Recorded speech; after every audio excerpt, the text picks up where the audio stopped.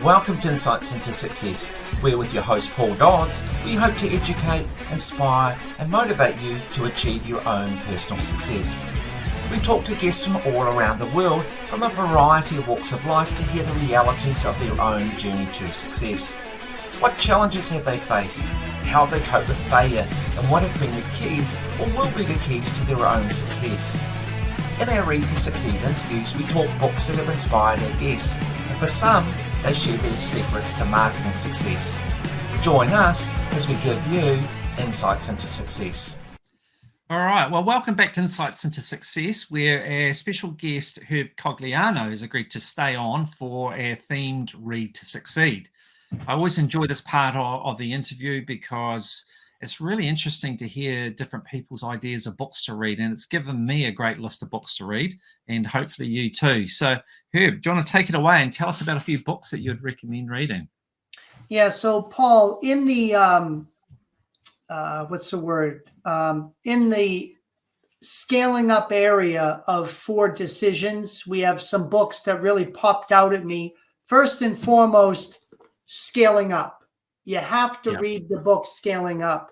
But when I think of people, which you have to make so many people decisions in your business, Absolutely. one of the most important decisions around your senior leadership team. Who is going to be sitting, leading the different functions of your company, from sales, operations, finance, HR. And a great book that I read was The 5 Dysfunctions of a Team by Patrick Lencioni. Oh, that sounds interesting. And what I learned was, if your leadership team is experiencing any drama, there's 5 different types of behavior that you'll learn about and understand how to do exercises to build the team dynamic so that you go from a dysfunctional leadership team to a fully capable and functional team. Right. So that was one of the important books. Second important people book was around top grading. Have you ever heard of the term top grading? No, can't say I have, no. Top Grading is a book by Brad Smart. Brad Smart worked with Jack Welch, if you've ever heard of GE. Yeah. Jack Welch put top grading methods in GE, which was part of the enabler of their incredible growth during Jack's tenure. So top grading teaches you how to build the right job scorecard, how to have the right thorough hiring steps and process, how to do the proper assessment and evaluation of your team, how to do the proper coaching and development, and how to, on occasion, top grade people out of the company that need to leave when they're not doing the right job. Okay. And for any business owner, that's a really important lesson. Yeah, absolutely. Yeah, a lot to be learned with that. The next book are a couple of books around strategy. If you haven't, I'm a big fan of Jim Collins.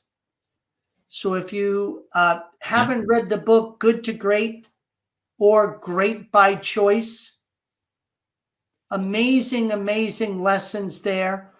There's a book called The Brand Promise by Dwayne Knapp, K-N-A-P-P. The Brand Promise is about, if you can identify what your best clients really value and where you can do it distinctively from your competition, that will be the essence of a great marketing and strategy to help you be a profitable, growing company. So that was a great book. The next book is Outthink the Competition. And Outthink the Competition is by Kyan Krippendorf. And I'm going to send Paul the list, the reading list, so he'll have it. But Fantastic. the premise, The premise of the book is there is 36 different stratagems, types of strategy that you can think of deploying for your company. And Cayenne goes through the 36 different ones to help you identify your situation and which of these strategies may be best to help get your revenue and your gross margin going in the right direction. Okay. A lot of business owners don't spend a lot of time on that. So this was a really helpful book. Under execution, a great book called The Goal, Goal. And The Goal is by Eli Goldratt and Jeff Cox. The premise behind The Goal is simple. Do you know the biggest bottleneck holding your company back? And if the book helps you identify the biggest bottleneck and then start to uncover the priorities that will help you overcome it and free up your next stage of growth. Yeah. Wonderful. And it's written like a parable, so it's a very entertaining story. Okay. Yeah. Yeah. The final two books are on cash. The first one is Confessions of a Pricing Man by Herman Simon. How many people went to school to learn about pricing? Yeah. Not many. No. Do you know that pricing is the only P in the 4 Ps of marketing that doesn't cost you money? It gives you money. So product, placement, promotion, all cost you money. Pricing does not. This was the first book that gave me an education on a more sophisticated pricing strategy for my company. We never had a real sophisticated one, and this helped me get better at it. The final book is Simple Numbers, Straight Talk. If you look at your company payroll, your payroll is one of the biggest investments that you make in your company. This book teaches you about labor efficiency ratio, how to manage the amount of money invested in labor and link it to the right amount of profitability that you want to have in your company. And when you learn how to manage labor dollars better in relation to operating profit, you become more efficient, more profitable in your scaling up journey. How do I say this? I don't want a company that goes up and down. I want a company that can profitably grow each and every year. Yeah, incrementally. So it gives you the way to profitably grow year over year, where labor is one of the biggest components of your cost. Yeah. Wow, you've definitely covered your bases there with all those books. Now, tell me, Herb, what is your reading style? How do you prefer to read? Do you read by a physical book, Kobo, Kindle, audio book? How do you read? Yeah, I think I'm old school.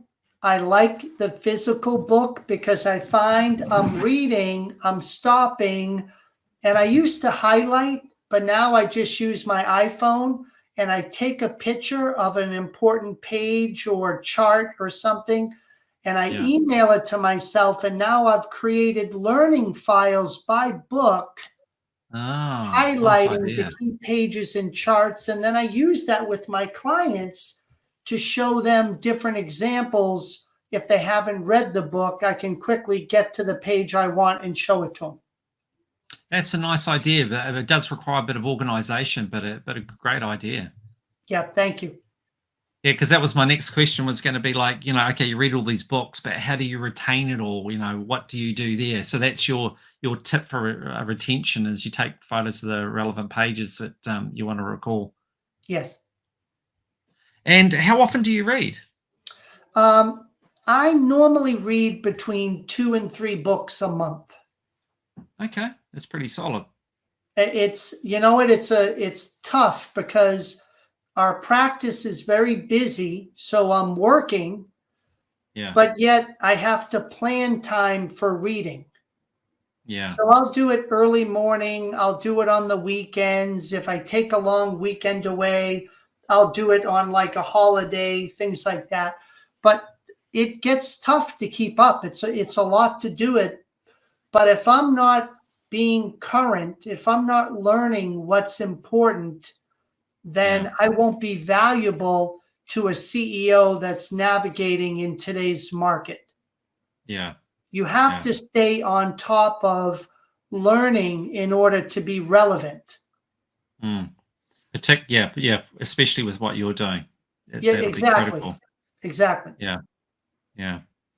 All right, Herb. Well, you've given us a fantastic reading list to go forward with. I know my first book I'm going to read, and I'll have to look at the other ones as well. But definitely, thank you so much for sharing. You've been most generous with your time and with your insights, and in this case, books for us to read. So it's been a real pleasure. So thank you. You're welcome. And I hope to talk again further down the road. And if you need anything else, let me know.